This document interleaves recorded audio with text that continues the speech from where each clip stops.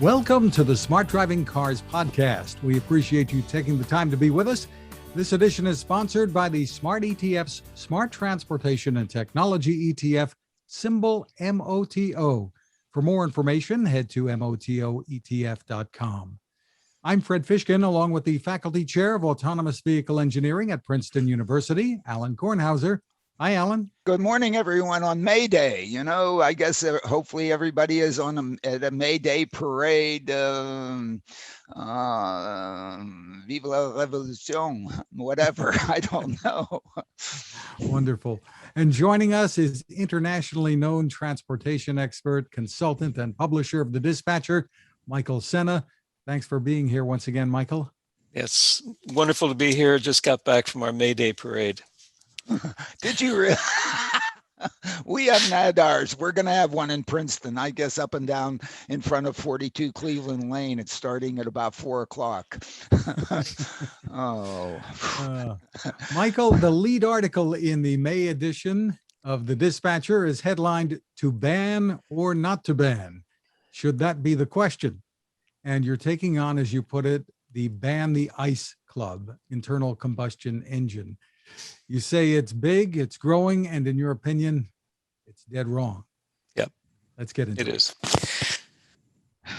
Well, the inspiration for the article is, as often happens, something occurs, or I read something, and in this case, there was a very good article in the Economist, where they said, well, banning is a good idea, and we have this study, and the study says this is a great idea, and it's better than providing incentives, and we need to get people into electric cars. So let's ban cars. And then they started by saying it's happening already. Cities in 2016, we had Antwerp, and we had Belgium, Athens, Madrid, and then following on that, we started to have countries who decided that we're going to start banning internal combustion engines. And there's a long list of countries that now have joined this club: Denmark, France, Iceland, Sweden, various years. But it's like people have decided, or governments have decided, that this is a way of moving people out of their internal combustion engines and into electric cars, battery electric vehicles, as quickly as possible. And of course, the idea is that cars are the major reason for climate change, and we have to eliminate all internal combustion engines as soon as possible. So I decided to look at the research that the Economist was basing their claim on, that this is a good idea. And I took quite a long excerpt out of the research paper that was done, and I put it into the Dispatcher. So those of you who are going to be reading the Dispatcher, you'll see what they actually did and what they've actually said. And I think this is a really good piece of research, because as I've read it, I read the entire report, and the excerpt is quite good and is extensive. What they did say is a ban could be useful if your major intention is to eliminate all internal combustion engines as soon as possible. But there are potentially a lot of side effects. We don't live in a vacuum. We can't just decide to do something without looking at all the externalities. And in order for a ban to be effective, electric cars have to be at least as good, at least as not more expensive. And there has to be a method of producing electricity wherever these bans are being implemented, which is better than the current possibilities that exist today, so that you're not increasing the emissions by producing more electricity. So that what the study says, it's possible that a ban could be good, but one of the main things that you have to look out for is, as you're leading up to when these bans are going to take effect, let's take, for example, 2025, Norway has set a goal of 2025. You have people who are running businesses, who are trying to stay in business, like General Motors and Ford and a few other car companies. They're going to start producing as many cars as they can to get them out there, to sell them as quickly as they can, in order to be able to have enough money to do what they're going to have to do to transition to a non-ICE world.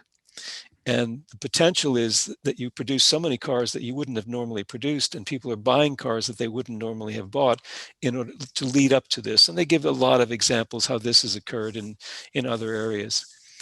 So what I believe, and I think with this research, and since I haven't found any other research that either The Economist or anyone else is pointing to, we have to be very, very careful with banning whatever we think we're going to ban, whether it's prohibition back in the 20s. If we're going to do something, and I give two examples. One is leaded gasoline, and also spray the aerosol sprays. If we're going to institute a ban, we have to have the science in place to know that this is really the reason that bad things are happening. So we have to get these out of there as quickly as possible. But we have to have substitutes. And if you don't have a substitute for something, people will find those substitutes. So in China, aerosol, the aerosol ban took effect, but it turned out that they didn't have a substitute. So that what the Chinese government says were rogue producers, they were using this, and you could see this. The scientists could see that the hole in the ozone was closing, and suddenly it started to open again. And they located where the problem was, and it was in China.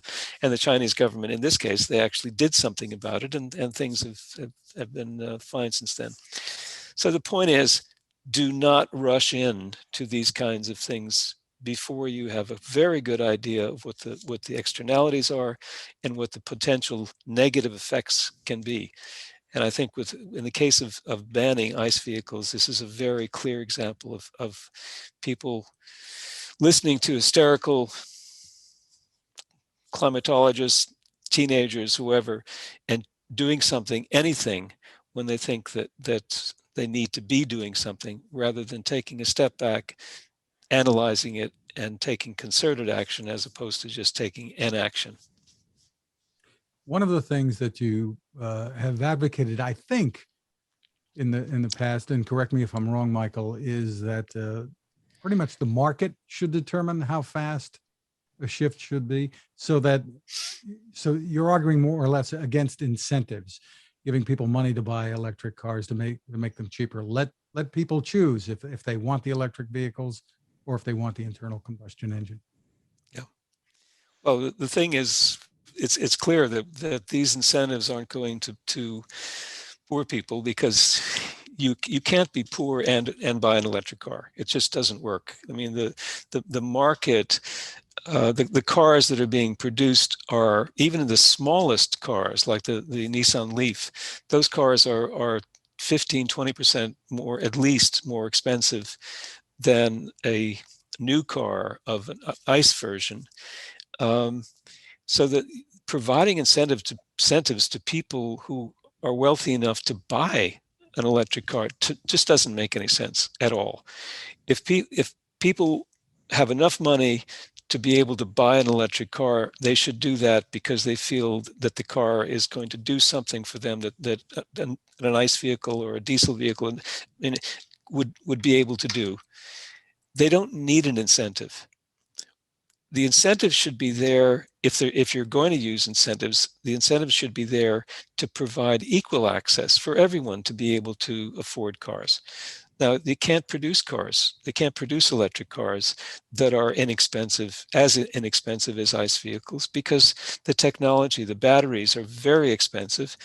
The materials that are going into these cars are very expensive, and you don't have the kind of economies of scales that you have with ICE vehicles that have been built up over the last 100 years. So gradually the cars will get less expensive. Gradually the cars will be, they'll have the range where range anxiety isn't an issue. Gradually people will governments and businesses will build up the charging networks, and gradually you can move toward these. It's not, I beg to differ with those who say this is life and death when it comes to climate change. If you really, really, really want to turn down the heat, then stop people burning coal. That's the issue. That's really the main issue. And it's China, it's India, it's parts of the United States, it's Australia, it's Germany, it's Poland. But focusing now, narrowing in on cars at this point in time is just not, it's not where we should be spending our money. Yeah, it's really not, at least in our look and looking around, it's not where you have the biggest bang for the buck, probably, but not probably. The bang for the buck is not there, because in fact, if you can, the petroleum is bad, but it's not that bad. It's not as bad as coal. And if you're doing this in any place where, because it's the marginal consumer of the energy, of the electricity, it's the next piece that you need. And if you're producing this stuff, the next piece that you need, if you could get more out of wind, you would get it. If you could get more out of solar, you would get it. If you could get more out of gas, diesels, you would get it. If you could do more out of oil, diesels, you would get it. All those things are at capacity. The thing that comes up, because if they weren't at capacity, what would you do? You would not burn as much coal as you do. The only reason anybody is burning any coal now, I don't know, maybe this is an oversimplification, but it isn't, is because they're stuck in a corner with it. The demand for electricity is so great that all the other options are all maxed out. And so I have to keep the coal plant going. Sure. There are probably those who would challenge that they're no, they maxed won. out. Who would challenge? Well, I mean, I don't. Well, building of solar farms. Well, come on, Fred. Come on. I'm just asking. Wait a minute. Come on. If they were really interested in reducing carbon, then they would be going and say, hey, no, I can produce more. Come to me. Turn down the coal, irrespective of anything that's being done on the consumption side. Right now, the demand is so great for all the other things that we want to do, whatever the heck that happens to be, such that we have to keep burning coal.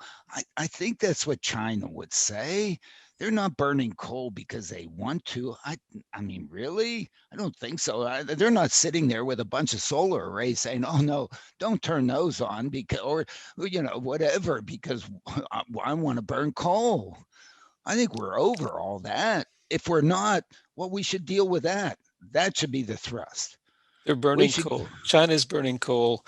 India's burning coal, because that's the option that they have. Their need for electricity, primarily, the need for electricity is enormous in China. And there's no way of meeting that need with the growth objectives that they have, with all of the goals that they've set for establishing themselves as a technology giant, as an economic giant. There's no way that they can meet that demand today without burning coal.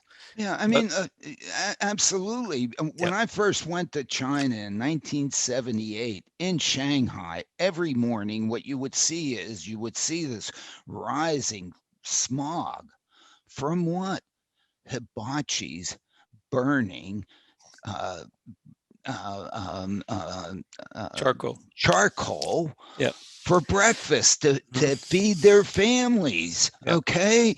And so they've seen that, oh my goodness, let's bring them electricity that's even produced by coal, a whole hell of a lot better than doing this. So they've done that piece, but these people still need to eat. And that's where the electricity that's being produced, and still they're burning coal. And again, you have to give them some credit. They're not doing just, hey, yeah, I want to put carbon in the atmosphere. They have no other way to feed their people. Yep. Okay. And that's the same reason we're still burning coal, in Texas, and have the Burlington Northern coal trains coming down from the whatever valley in Wyoming, 200 cars at a time, one after the other. They're not doing it because they want to. They're doing it because they have to. They don't have a bunch of hydropower available to, let's not turn the turbines today because we want to burn coal. Come on. It's not that. So now you're going to put on top of it, you're going to have to now put electricity in my car. Where's it going to come from? It has to come. So let's first deal with the things that we can deal that presently we can move from whatever they're doing, not burning coal, off of coal, because the thing we're moving over with moving over the ice is burning something it's not good, admittedly, but it's not really bad. It's not that I have to do breakfast this morning. Yeah. I don't know. And it's gotten much better. In looking at solutions, then would you be willing to place more of a bet on the next generation nuclear power plants that Bill Gates and others have been advocating? Absolutely. I mean, the fact that countries like Germany, Sweden, other countries are closing their nuclear power plants it's so counterintuitive. It doesn't make any sense at a time when you're trying to, or you're required to increase your electricity production, to take out of that production your capability of producing nuclear energy just doesn't make sense at all. And we have this debate. Sweden has one coal firing plant which could be put into production tomorrow, and it was closed down officially a year ago. It had to come back into production during this last year, and I can't recall exactly when, but it had to go back into production because we didn't have enough energy being produced. We're closing down in Sweden, we're closing down our nuclear power plants. We've already closed down one or two at this point, and they're gradually going to be taken out of service, all of them. We get almost 50% of our electricity generation from nuclear power. The combination for Sweden of nuclear power and hydrogen, hydroelectric power, is a vast majority. So we had coal at one point in time. We didn't have nuclear. I mean, that came in the 70s or so. Hydroelectric power we've had for quite a long time, but they've been small. They started coming online in greater numbers. We burned coal up until the 60s and 70s in Sweden, and then they were replaced by nuclear. Nuclear power has the best possibility of solving our intermediate needs between now and, let's say, 2020, 2050, until we can build up the renewable, whether it's solar or other possibilities that don't exist. But to close down our nuclear power capabilities and not to add to those, it's ridiculous. It's just totally ridiculous. But Michael, it's not ridiculous. It's not ridiculous. We're closing them here in New Jersey, I think. I don't know. We're closing them all over the place as far as I know. Why? Because of the externalities. It's all the externalities of nuclear. Oh my goodness, we're going to have Chernobyl. Oh my goodness, we don't know where to bury the stuff that's left over. Oh my goodness, oh my goodness. It's okay to look at the externalities when you're dealing with nuclear, but apparently nobody wants to look at the externalities when they're associated with the electric vehicles. What you've done in your article, Michael, is you've done is say, let's really look at the externalities of what you're doing here to see whether or not you're willing to eat those for breakfast. Yep. Okay. And if you are, fine. But there are those externalities involved. So you have the choice, when you want to eat breakfast in the morning, to do coal, to do nuclear, or to do internal combustion, or to do electric vehicles, okay, or whatever. All right. But you've got to, that's how to put this on a level playing field, so that in fact, or I will argue is a level playing field, so that in fact somebody can maybe do some leadership here. Now, Totally agree. we've talked about this before, but is it almost too late to make this argument? Doesn't it appear the momentum is between the automakers and the governments? The die is cast. Oh, Fred, No. I don't think so. I mean, Mhm. no, I don't think so. I mean, if you listen to Fauci with respect to coronavirus, didn't he say at some point, oh my goodness, we can't tell people the truth because they're not going to behave properly, so that we're going to tell them something else to get the behavior that we want.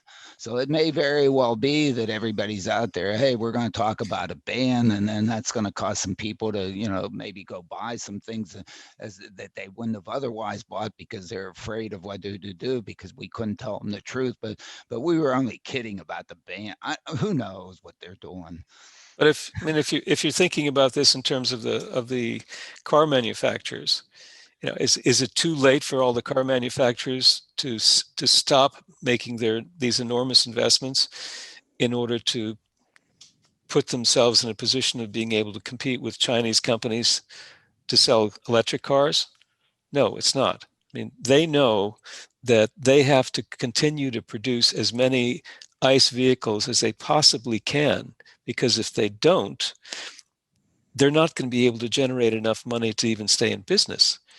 Even if by 2030, and I put this information is in the article, even by 2030, if 30% of the cars that are purchased are electric cars, that has taken out of the capacity of the ICE companies today, ICE car producing companies, an enormous amount of their capacity. They're not going to have enough money to be able to stay in business long enough to get to 100%.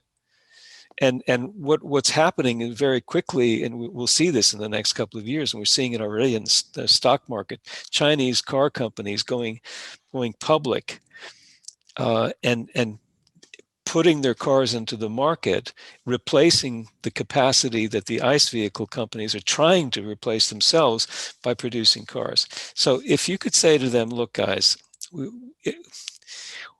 all of this business about bans, we're not going to do that, because right now we're just creating a very false picture of what the economy should be doing and how we should be making things work properly. Let's just back off this, gradually start to reduce your level of emissions, start to get your production to be closer to what we want to have in the long term.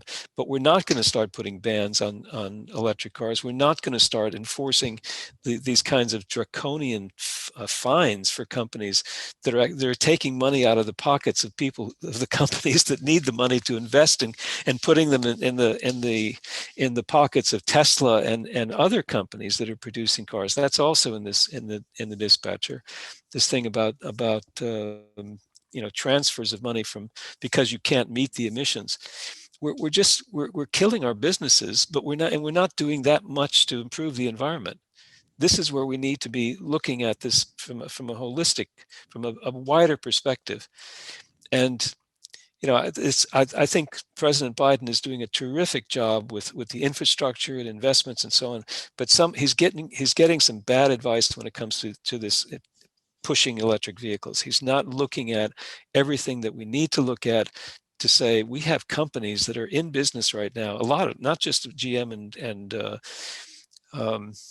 Stellantis and Ford, but all of the other companies that have moved into the United States, like BMW and Daimler and all of them, the Toyota.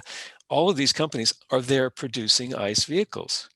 and many of these, if you look at the efficiency of the fuel efficiency of these vehicles, it's amazingly better than it was 10, 15, 20 years ago. And they keep getting better and better.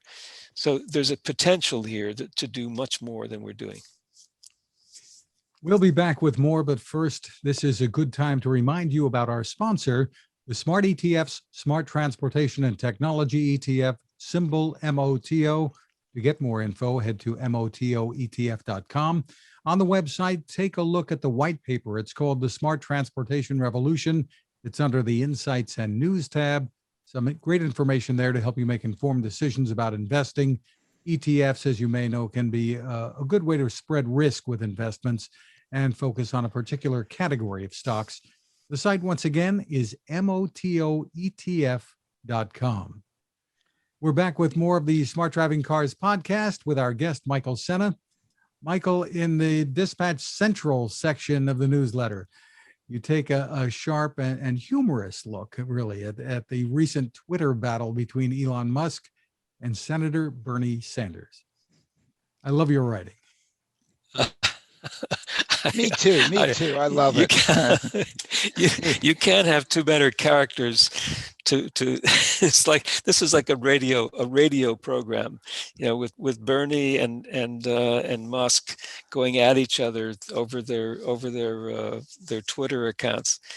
Bernie says, we're in a moment in American history where two guys, Elon Musk and Jeff Bezos, own more wealth than the bottom 40% of people in this country. That level of greed and inequality is not only immoral, it is unsustainable. and what does Musk do? Bezos, Musk didn't go to Princeton. Bezos knew well enough, just don't go near this guy. But Musk just can't help himself, and so he starts to go at Bernie Sanders. And as I say here, Bernie grew up in Brooklyn. Bernie knows you give him one thing and he'll come back with a rejoinder that's just going to cut you off at the toes, the knees. He's going to take your head off. And in the end, Musk just couldn't. He just couldn't get there. And the zinger was when Bernie says, "Oh yeah, you really like to give it to all of us socialists." But guess what? You're the biggest socialist of the bunch.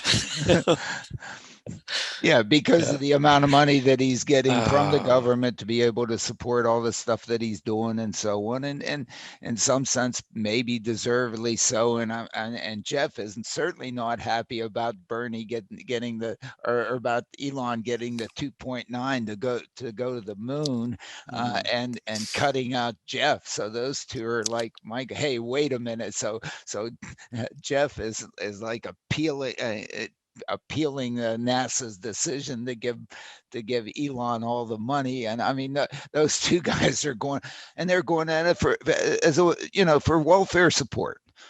So if Elon says anything else, I agree. Bernie will be ready to. I mean, come on. I guess Elon didn't grow up on the corner or something. He was never. No. I guess down there in South Africa, he must have been. Jesus, never mind. But yeah. An interesting battle, but there was another successful SpaceX launch this week. Yeah, they did that, and I guess there's still maybe the SN15 will maybe go today or something like that. Maybe they'll succeed again. It's at least in that particular industry. To me, it's really nice to see the private sector out there. I mean, really doing something. I grew up in that industry, and launching 60 satellites at a time. Moore's law. I mean, the implications of Moore's law in doing space stuff is, satellites used to be, I mean, they were so darn expensive. Why? Because they were huge and whatever, and had to have all this stuff. Now they're like yo big, and all the micro, all the community, all the bits and bytes. You don't need all the sensors and whatever. They're all up. It's amazing, and they're all cheap, and so you can package up 60 at a time, throw them up there every whatever and even the Leo concept of doing communications and low bouncing things off of low Earth orbit satellites to be able to get from A to B, as opposed to putting it through a cable under the Atlantic Ocean or something like that. It was always thought to be, hey, that would be a great concept. The question was, how do you get enough of them up there? How do you put enough computational power and communication power in each one so that it's and that each one is so damn cheap that you can do it? All of a sudden we're there, and Yeah. part of the brilliance of Elon on this thing is that he recognized, and it's always the fundamentals. I always tell my students I love Taylor series. Why? You represent something as a Taylor series. You look at the 0th order term or the 1st order term, the higher order term, they go to 0 on scale. You worry about those guys. He worried about the launch vehicle. Okay, even though he has to put extra fuel in there, even though he has to put a barge out there to catch it, you'll take in the cost of the extra fuel, the barge, and so on. It's so darn much cheaper than just using it once. Yeah. I mean, in some, and he was adamant about making that sucker happen. And I guess he's reaping the benefit of that, fundamental. That's a fundamental. That's not a higher order term that DI have to do high frequency trading to cheat to be able to make 2 cents on each transaction. Crapola. There was a few zingers of mine in there too.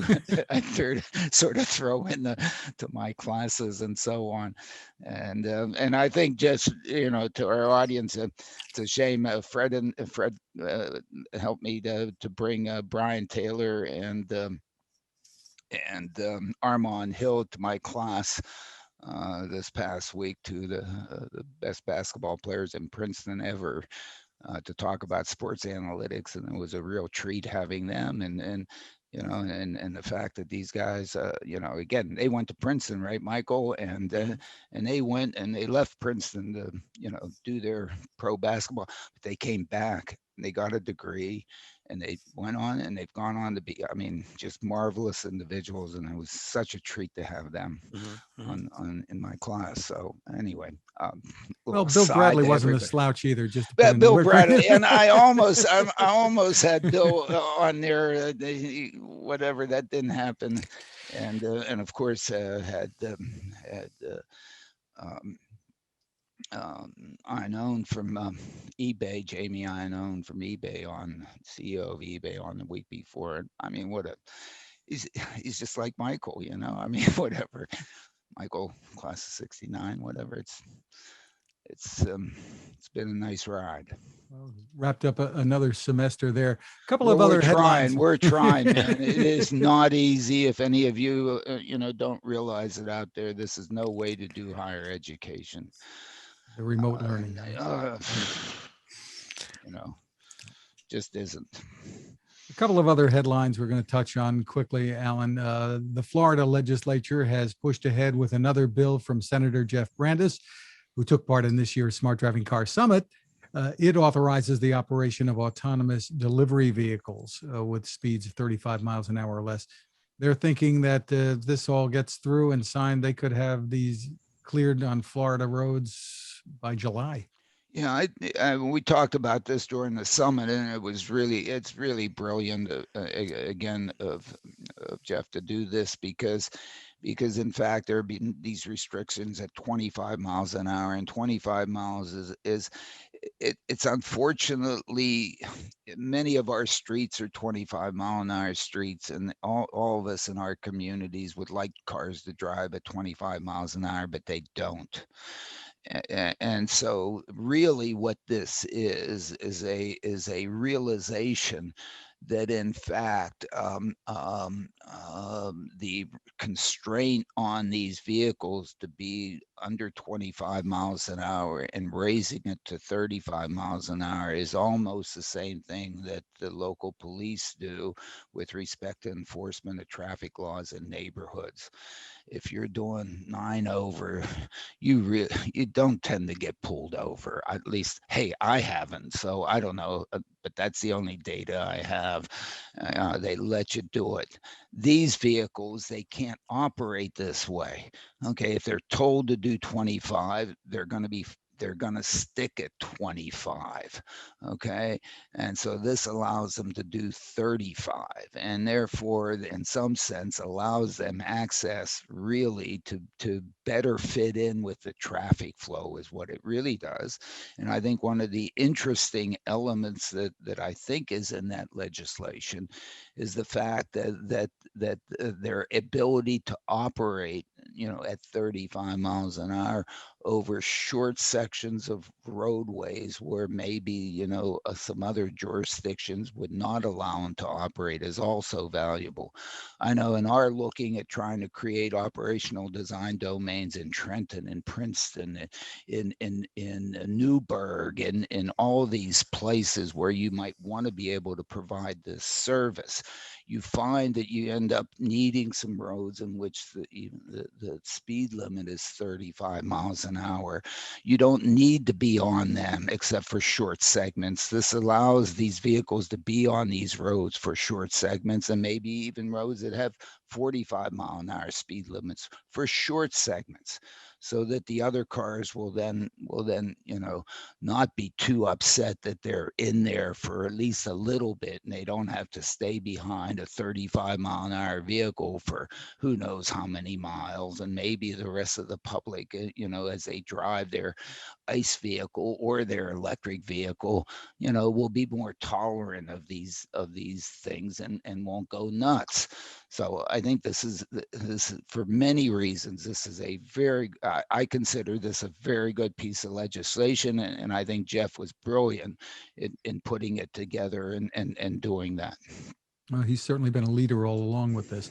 Volkswagen's CEO on your side of the Atlantic, Michael, is saying the automaker will design and develop its own chips for autonomous vehicles, along with the software to take on rivals, such as Tesla, et cetera. Any thoughts about that?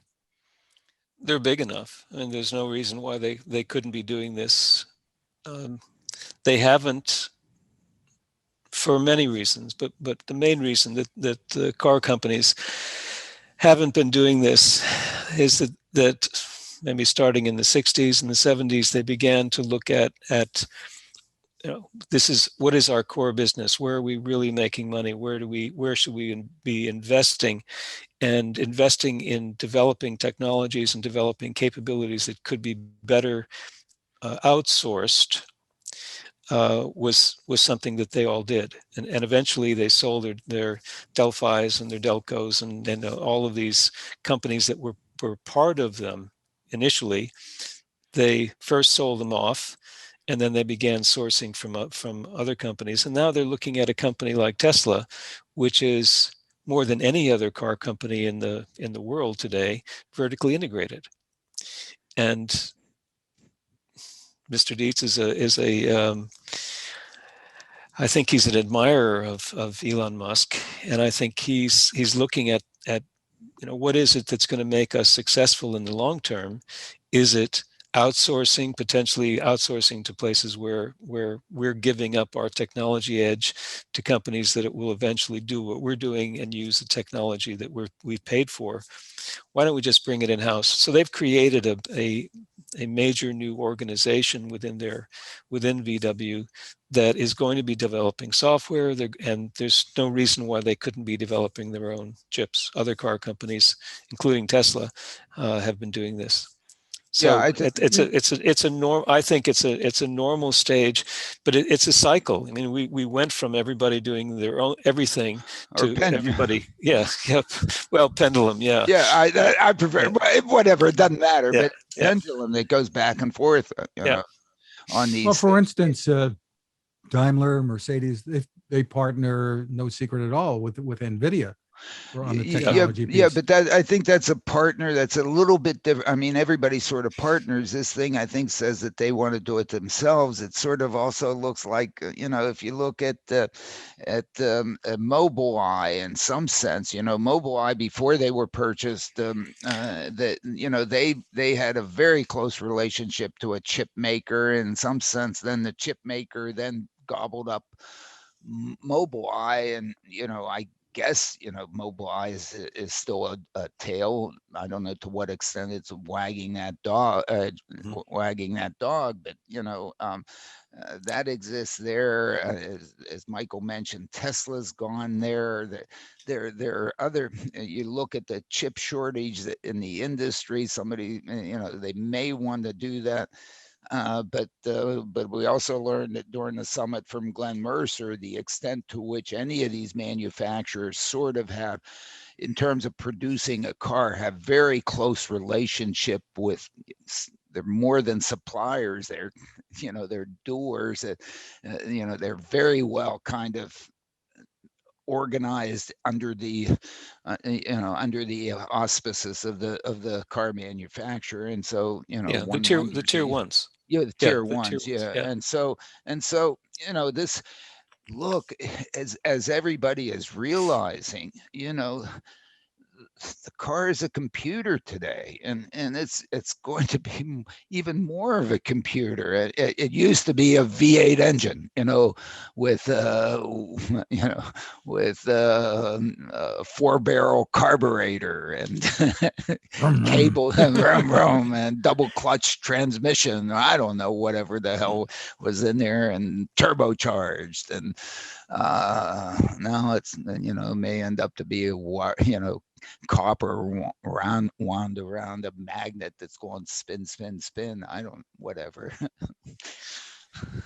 Well, just a few hours from now, Baidu is set to launch its full autonomous robotaxi service called Apollo Go in Shugang Park in Beijing. The report says there will be no driver behind the wheel and will be used to transport athletes down the road here during the upcoming Winter Olympics. So, Alan and Michael, you've been talking about what's going on in China for some time, and looks like they've got a service coming into being here. Yeah, I mean, it's everything about the, I don't know. It doesn't mention I'm whether or not. not there's a safety driver Well, in another seat. look, But it the says no one behind problem the is wheel. there are all Elon Musks out there, dangling stuff out there and not being, and trying to have this vision, this dream, but not really delivering on it. And there are caveats all over the place. And so I don't know about the caveats here. And in a sense, I've gotten to a point where I guess I've finally thrown in the towel, and I don't care I don't care if there's a safety driver or there's a driver in the vehicle. To me, what's really important is the level of service. Number one. Number two is to try to get people to share these things, because unless there's some sharing going around, I don't think it's supportable. And then to keep it going, they're going to hit the tsunami is going to hit them. They're going to see that they can't do it with the driver.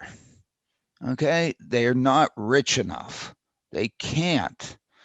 And they'll then find a way to get rid of it just so they survive, and it'll be a survival mechanism, but that will achieve it. Okay, I mean, they're going to run it instead of putting that eventuality in the front and then fighting all the headwinds you have to fight to do that. Let's just put let's put the elevator operator in the elevator. Okay, we can reach in our pockets for a while and basically, front end cost, we'll write it off later and absorb it. But at some point, it's going to get between, you're going to reach it. It's going to be 1945. There's going to be an elevator strike or whatever. And then you're people, hey, guess what? We don't need.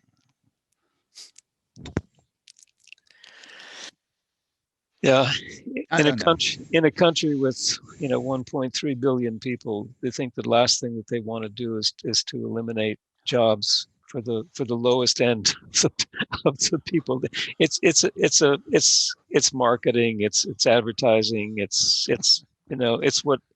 what these companies do. So Baidu is doing what they need to do, and they're it's advertising.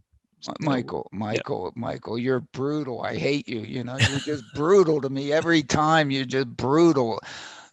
That brings back memories in my mind. It's 1978. I am in, I guess, Beijing, Shanghai. I don't even know where it was, lecturing to a bunch of Chinese, okay, about automation of ports, containerization, and so on, and how optimization and so on, and whatever, and basically, and optimal ports substitute the machines for people. The whole bit in my lecture, man, I'm like going nuts, and it's of course obvious. And then I just stopped. I said, maybe not.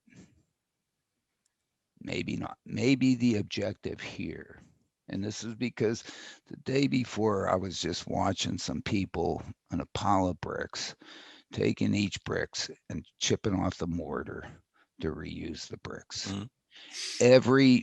My vision, what I saw in Shanghai at the time was every piece of land that you could possibly farm was being farmed by people out there and I just stopped and I said, maybe not. Maybe the objective here is to have gainful employment for 1 point whatever billion people you have. And to take people, to substitute gizmos for people may in fact not be. And I think I have no idea what the translator translated that to be.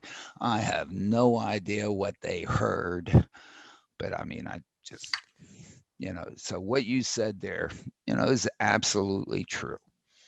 And the reason for the automation is not to unemploy people, not to give people something, not a gainful employment so that they can feed their families and send their kids to Princeton. Okay. That's not the reason. The reason is to try to provide them access so that they can better feed their family and better send their people to Princeton, for which I guess I think that mobility is a fundamental piece of this thing. And the better we can do it, the cheaper we can do it, the more that we can have it, the better it'll deal with the environment and so on, and improve quality of life. I mean, that's the end. If it does mean that you're putting people out of work, then let's put them to work. Okay, fine. Don't take them out of there. It's not, but apparently, we've had that opportunity now with these things for 100 and how many years. And somehow, the taxi companies weren't able to become dominant.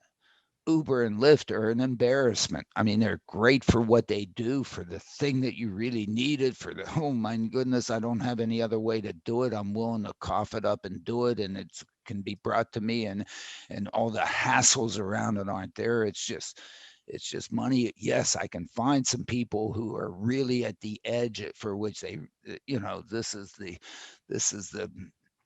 is all they can do this is the best they can do to feed their families. But anyway, That leads us to that point. You led us right into our final headline, Alan, which is that Toyota is acquiring Lyft's self-driving unit for $500 million. Another headline from Give this or week. take, yeah, some amount, who knows, whatever. Yeah, 500 million, I guess. They're buying the people. Toyota was in the business, was in there with major efforts and so on and so forth until the Elaine Herzberg crash. Okay, that I have no inside information, but just looking at what I observed, that must have taken all the wind out of their sails. And they've been, they sort of said a couple of things with respect to the Olympics, and did some public relations stuff and wanted to do but nothing substantive that I could see anyway for whatever, but again, it's just my view. And this is them getting back into it pretty darn cheap. Okay. Pretty darn cheap. And how much Lyft was along there and so on. They, whether or not they have any unique perspective that's better than what Waymo has, or what Ford Argo has, or what GM has, or what Aurora has, or the other world folks that are in this don't know.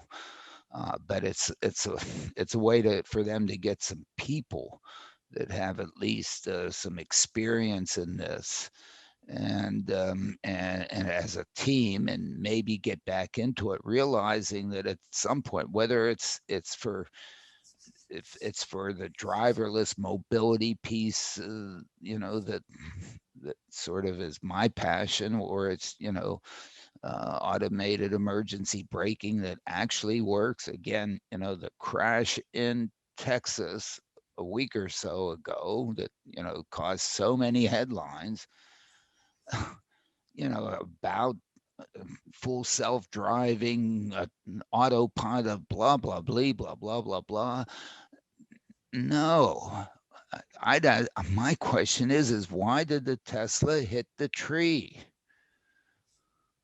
It's supposed to have an automated emergency braking system in it. Darn it. Now, I know all the excuses from the Society of Automotive Engineers, but at some point, somebody's going to get serious about, my goodness, these cars should not be running into stationary things ahead. Now, maybe if they're going 100, let's see, what's the speedometer in my car say, 160 miles an hour? Oh, okay, maybe. All right, but this thing, apparently, I don't know how fast it was going. It was, I mean, come on, it can't hit, it can't. So somebody's got to get serious about that. Now, I don't know if Toyota is not going to take these folks and say, we're going to work on making sure that Toyotas don't hit things that are stationary ahead. We don't care what the driver is. We don't care if the driver is trying to commit suicide. Okay? There's been a case in Princeton in which a kid wanted to commit suicide and so on, and a Beamer and so on, and wanted to do, I think, well, I don't know. I suspect may have, I shouldn't say, went and hit a parked car, that the parked car went and killed the rabbi of the Hillel. Okay? That car should not have hit that parked car, even if the kid had his foot on the gas. And you say, well, he could have circumvented that thing. He could have gone in there and clipped the wires and done it. Okay? He did not disable the airbag. Therefore, when he hit the car, the airbag exploded and saved him.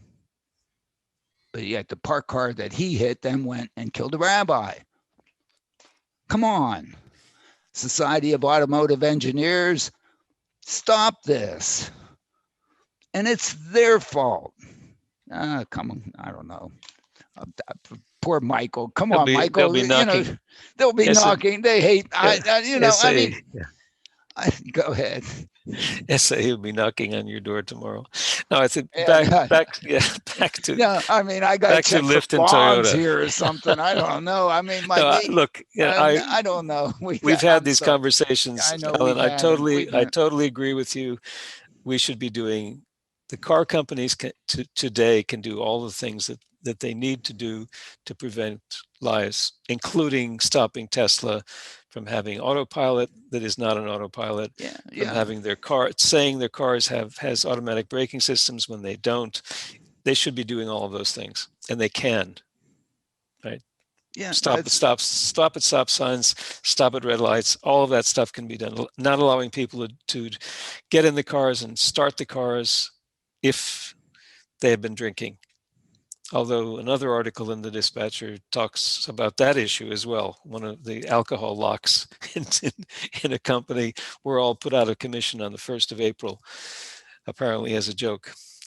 But as far as Toyota and Lyft is concerned, Toyota is an amazing company. They have had for over 20 years, they've had hybrid cars in the market and have been saving enormous amounts of fuel and reducing the enormous amounts of emissions.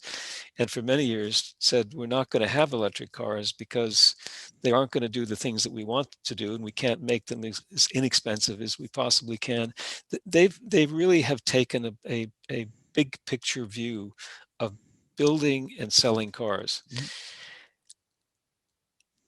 I can't imagine why they would want to spend $500 million just to get a group of people who have been working on autonomous driving, unless there are a few people in there who are doing things with automatic braking systems and with advanced driver assistance systems that they feel are capable, and why not help out our buddy from SoftBank, put a little money into ouch put a little money into, I mean, it's spare change for them. And to have a group of people who are working in the US where a lot of this stuff is going on. But I don't think I wouldn't try to put too much thinking time or emphasis on this as far as strategy is concerned. I think it's a sort of a minor blip. Well, that's why we're happy you were with us again, Michael. No, Michael, I agree 100%. And I think this is where they can use them, and maybe they can lead. And in some sense, they have been leading. I think, Subaru's certainly been leading. Certainly, I think they're trying to make their cars, so they don't crash into things that are stationary ahead. They were the first ones to show they could do it to the IIHS and so on. And I think that's fantastic. And we need, that should be the simple thing for them to do. The breathalyzer stuff, I mean, putting into, speed limiters and all that stuff, of course, but, look at the trouble what did Volvo say, that we're going to limit it 102? I mean, they're out there on one hand selling all kinds of speed, and I can go gazillion and then all of a sudden they're going to put a gizmo in your car that's not going to let you. I mean, they have a real problem. I mean, that's a challenge. But to not hit stuff that's stationary, that you can't pass under, that's stationary in your lane ahead and you can't pass under, seems to be, come on, start there. Then that Tesla would not have hit the tree. It doesn't care if it had full, half, quarter, full self-driving, 14 guys were in the back seat and nobody, the car should not hit a stationary object ahead. Damn it. But I've also got to get this in there as well. Once it did hit the tree, to incinerate the people who were in the car, it just is something that is beyond my ken. How can you possibly sell cars that can blow up the way that car did and create the flames and the heat that made it impossible to get at the people for some length of time? I mean, they had to take them out of the car. I mean, they didn't just hit the tree and then were able to get out. I mean, where were the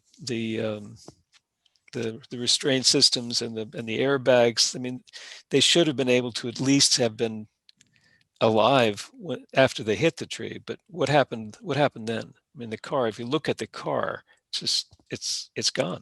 Well, on that line, one does not want to look at a silver lining associated with the Lane-Hirschberg crash in Arizona, but I think that there is a slight silver lining on that, is everybody stepped back and took a deep breath and said, oh my goodness, we really need to be good at this Yeah, sure. before we put it out there. So, Mhm. I'd hope, or I would hope that, probably, I don't know, maybe we should try to find it in 1906 or 1898. One of these ice cars hit a tree and blew up and whatever. And people focused on, how in the heck do I make a gas tank? Where do I put the gas tank? How do I protect it? Certainly, the whole business of putting it in the rear, where it's in the rear and so on, is just not, hey, let's put it there. I mean, I'm sure a lot of people in the auto industry and a lot of Society of Automotive Engineers spend a lot of very, very hard time trying to figure out, how in the heck, where do we place that gasoline so that the probability of such a thing happening is essentially zero. Yeah. Okay, so I hopefully that this is a takeaway, and I'm sure it's probably going to be something that the NTSB is going to recommend out of this.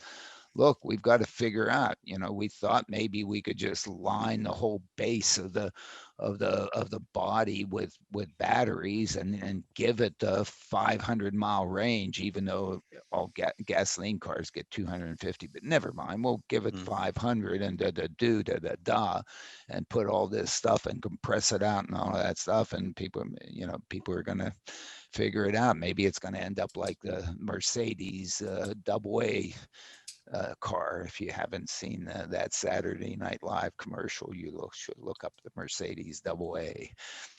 Never mind. It's a car powered by AA batteries. Yeah, they're AA. I've seen it's it. brilliant. It's brilliant. It's brilliant. But seriously here, we do have a problem. We have two problems here. Cars shouldn't hit the tree. Okay. The second one is if it does hit a tree, what we're doing with the batteries may not be the best thing that we should be doing. No. Yeah, exactly. Yeah. Well, Michael, Michael, we really want to thank you for taking the time to be with us again, and for congratulations on another great edition of The Dispatcher. People can find you at Michael L. Sena, SENA.com. Thank you to our sponsor, the Smart ETF's Smart Transportation and Technology ETF. The ticker symbol for the ETF is MOTO, and more information is available at motoetf.com. You can find us once again at smartdrivingcar.com, also on Anchor FM, Spotify, TuneIn, Apple, Google, Spreaker, SoundCloud, wherever you turn to for podcasts. You can get your smart speaker if you have one to play us too. You can find my tech reports at textination.com. I'm Fred Fishkin along with Alan Kornhauser. Thank you for listening or watching, and please continue to stay safe. And thank you for putting up with us. I don't know, audience. I guess we somehow every once in a while go off the rails, and happy May Day to everybody.